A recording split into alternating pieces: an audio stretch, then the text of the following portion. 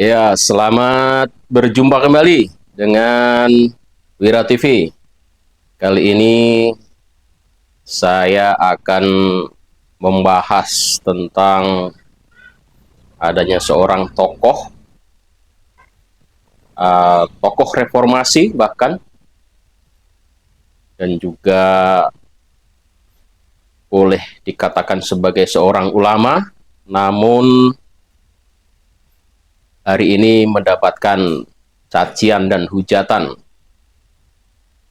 di mana-mana akibat dari statementnya atau fatwa-fatwanya yang kemudian mengundang reaksi masyarakat yang justru berbalik menyerang dari statement-statement yang dilontarkan oleh tokoh ini.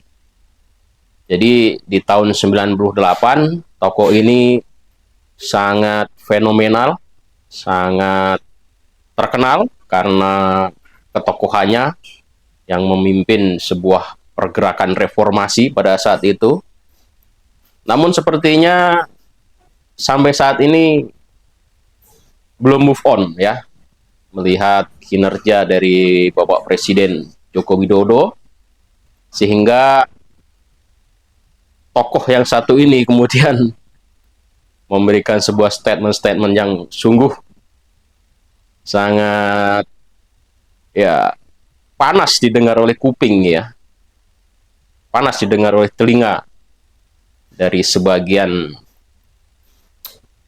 pendukung-pendukung atau yang mencintai Bapak Presiden Joko Widodo. Tokoh ini adalah Amin Rais ya. Kita sudah kenal semua ya bagaimana ketokohan Amin Rais. Namun akhir-akhir ini Amin Rais justru di mana-mana dibully ya. Apa yang disampaikan tentang pemakzulan atau pelengseran Joko Widodo dari jabatan sebagai presiden yang tinggal beberapa waktu lagi, ini memantik amarah dari berbagai macam elemen masyarakat. Jadi kita saksikan saja. Jadi dari pelajaran ini kita dapat menarik sebuah kesimpulan, menarik sebuah pembelajaran bahwa hati-hati ya melontarkan sebuah statement, hati-hati melontarkan sebuah fatwa. Sekalipun statement dan fatwa itu datangnya dari seorang tokoh, bahkan ulama sekalipun, tapi kalau fatwa dan statementnya ini adalah sebuah fatwa yang ngawur, ya, statement yang ngawur karena mencederai ya nalar publik, gitu ya, mencederai akal sehat, maka yang terjadi justru statementnya ini kemudian berbalik menyerang kepada yang membuat statement, yang membuat fatwa, ya, sungguh amat sangat menggelikan ya, seorang tokoh yang justru seharusnya bicara ya adem, teduh ya, meneduhkan untuk masyarakat, bangsa dan negara, tapi statementnya justru membuat telinga sebagian besar masyarakat Indonesia menjadi panas, dan akhirnya netizen-netizen Indonesia marah besar ya, kemudian melontarkan berbagai macam hujatan, kritikan, cacian, makian dan segalanya. Untuk itu kita lihat saja seperti apa hujatan dan cacian serta makian dari netizen-netizen dari Indonesia. Kita lihat semuanya ya, kita lihat bersama.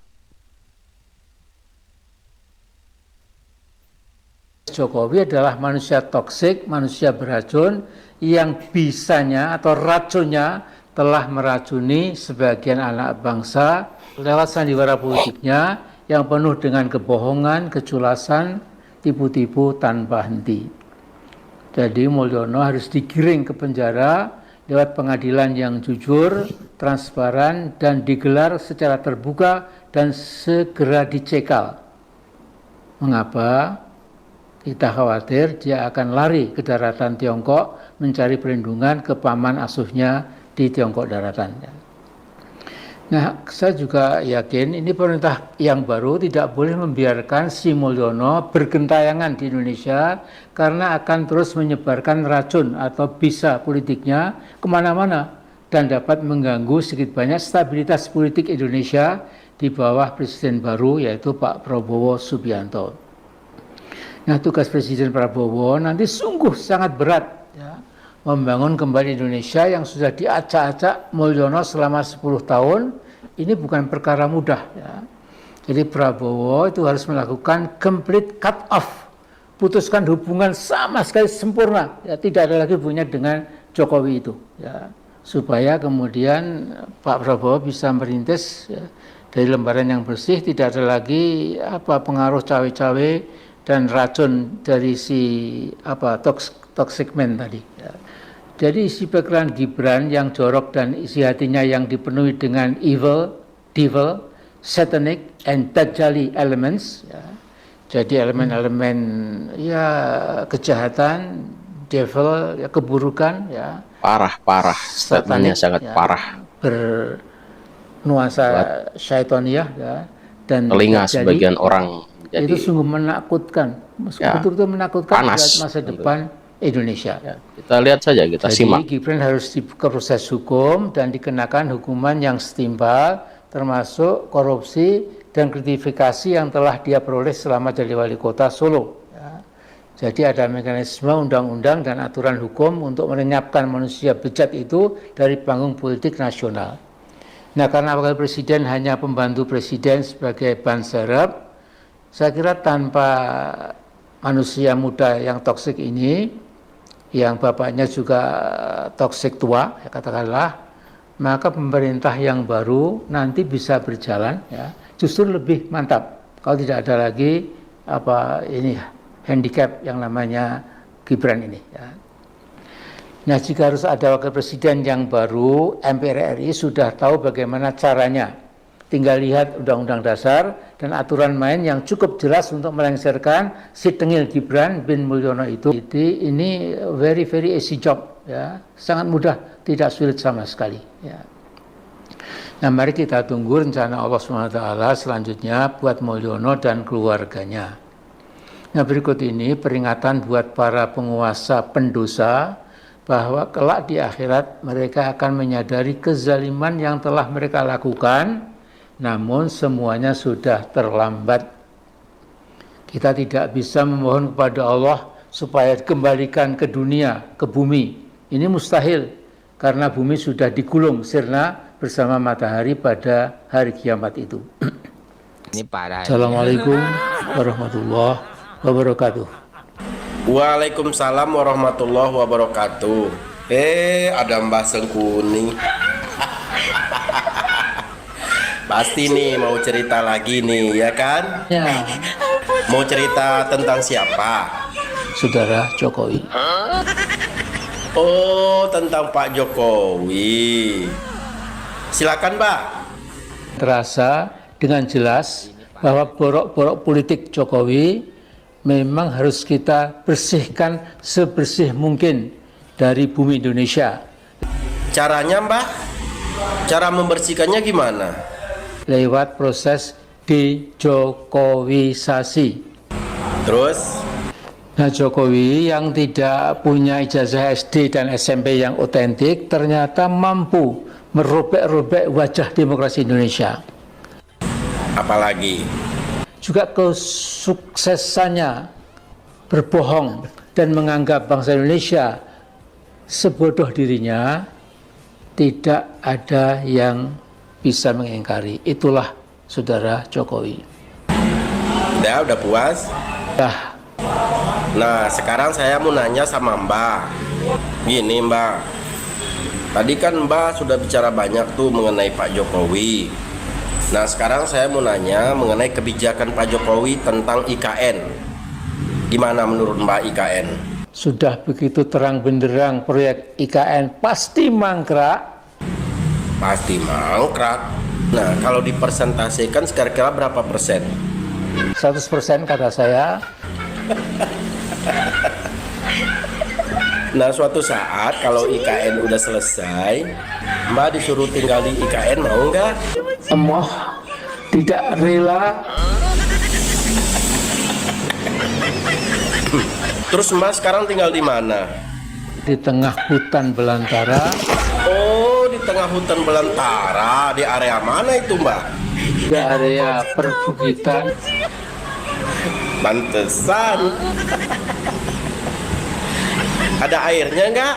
Miskin air, kampungan. Hah?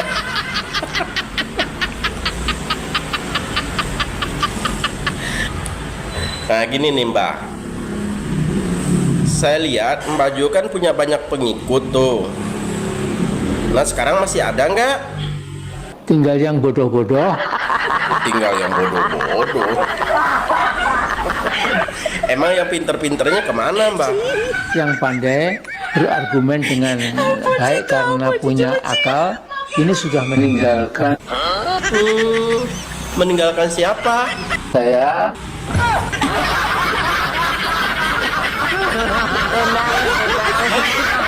Kasihan ini orang. Dulu punya banyak pengikut, katanya sekarang udah pada ninggalin. Itu yang namanya sontoloyo.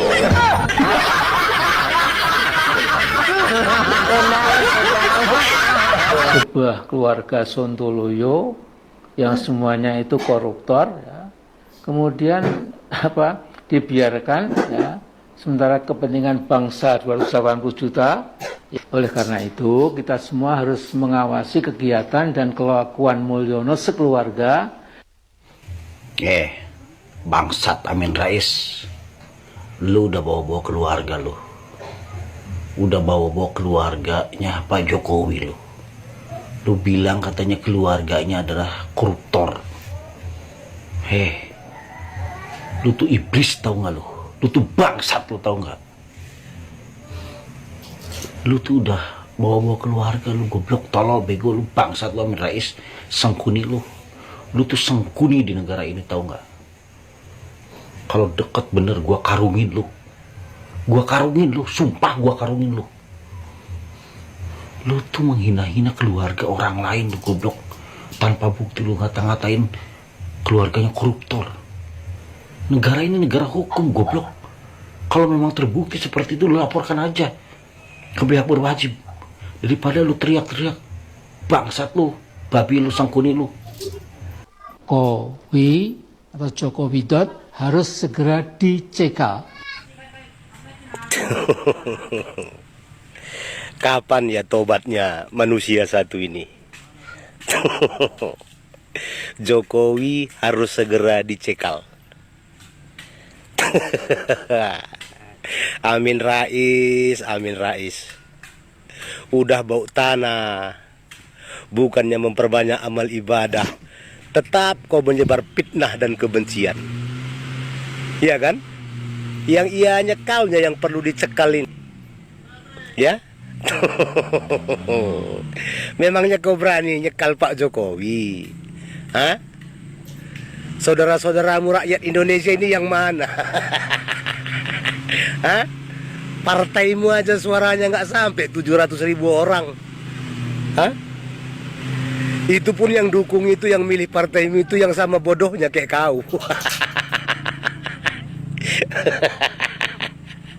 Beginilah saudara-saudara, ya. Sudah uzur kalau hati dan pikiran sudah diliputi dan dirasuki oleh rasa benci, maka yang tinggal adalah rasa dengki dan rasa sirik. Menjelang akhir hayat dalam hidup pun akan selalu menyebar kebencian dan fitnah. Merasa paling benar, merasa paling taat dalam beragama. Inilah contoh manusia munafik. Ya, manusia-manusia seperti inilah sebetulnya yang merusak generasi penerus bangsa ini. Ini yang mau Anda aminkan semua bahasanya. Hah? Manusia nggak punya etika. Manusia yang nggak pernah berbuat apa-apa untuk rakyat negeri ini. Manusia yang tidak punya jasa apapun untuk rakyat negeri ini. Di zaman reformasi, ya, Sengkuni ini hanya numpang tenar. Ya, numpang tenar di reformasi. Kalau dia memang bagus, kalau memang dia orang hebat, nggak mungkin diturunkan saat berorasi. Diturunkan oleh mahasiswa. Ini manusia kunyuk satu ini. Iya kan? Kita cukup berdoa saja. Semoga dia cepat dipanggil oleh Allah Subhanahu wa Ta'ala. Iya kan? Apa nggak malu anak-anaknya sama cucunya melihat tingkah laku orang tua dan kakeknya seperti ini? Hah? Iya kan? Dibilang pula Pak Jokowi harus dicekal. Pemimpin yang betul-betul membangun bangsa. Dirasakan oleh seluruh lapisan masyarakat hasil kinerja Pak Joko Widodo. Hanya mereka yang menyimpan dendam, hanya mereka yang memang kelompok orang-orang radikal yang benci kepada Bapak Joko Widodo. Hanya mereka dari golongan orang-orang yang suka melihat kehancuran di negeri ini, yang tidak suka dengan kepemimpinan Bapak Joko Widodo. Ya, makanya mereka semua menyebar fitnah, menyebar kebencian ke seluruh rakyat negeri ini. Inilah contohnya, inilah gurunya, ya. Makanya Amin Rais ini disematkan titelnya provokator sejati, ya. Dia dibiarkan masih bebas leluasa berbicara oleh aparat bukan karena dia hebat. Karena kalau nggak ditangkap pun ini, nggak pun dipenjarakan, bentar lagi matinya manusia satu ini. Kan ya? Amin Rais, Amin Rais. Kita yang mendengar cukup banyak-banyak istighfar. Ya, cukup menjadi penonton. Anggap dia sudah gila. Oh, sudah gila. Ya, seperti itu dia. Kita yang masih punya logika, lihat hasil kinerja seorang pemimpin itu. Bukan dari ucapan, tapi dari perbuatan. Seperti itu dia ya teman-teman. Ya, habis Amin Rais dirujak oleh netizen Indonesia. Habis sudah. Habis semua ya. Harga diri juga habis. Kewibawaan juga habis. Sudah tidak ada yang tersisa itu dari Amin Rais. Makanya jadi tokoh, jadi ulama, jangan mudah membuat provokasi. Nggak melihat kinerja Jokowi. Hampir 80% rakyat Indonesia puas. Kok bisa-bisanya menyeret Jokowi ke penjara? Ini logika nalarnya kemana nih, Mbah Amin ini? Nalar sehatnya kemana, Mbah Amin? Mbah Amin, habis kau. Itu adalah contoh kecil dari kemarahan masyarakat Indonesia. Jadi jangan terlalu berharap banyak bahwa setelah Presiden Jokowi selesai purna tugas, Amin Rais dan kroni-kroninya, termasuk Mahfud MD, mau nyeret Jokowi ke penjara, ngimpi Mahfud MD. Jangan coba-coba nyentuh Jokowi. Prabowo sudah bilang, kalau Jokowi dicubit, maka seluruh Gerindra akan menjadi yang terdepan membela Jokowi. Ini peringatan buat tokoh-tokoh, buat para profesor yang katanya ahli hukum, tata negara, bahwa logika politik, logika akal sehat Anda dipertanyakan hari ini oleh netizen, oleh masyarakat Indonesia ya. Ini buat pembelajaran buat kita semuanya. Jangan sekali-kali, walaupun Anda sebagai seorang tokoh besar, Anda sebagai seorang profesor sekalipun, bahkan Anda seorang ulama sekalipun, jangan main hakim, jangan main statement, jangan membuat fatwa yang sembarangan. Netizen-netizen Indonesia sudah cerdas, sudah bisa membedakan mana yang baik dan mana yang buruk. Ya, demikian. Sampai jumpa kembali. Terima kasih.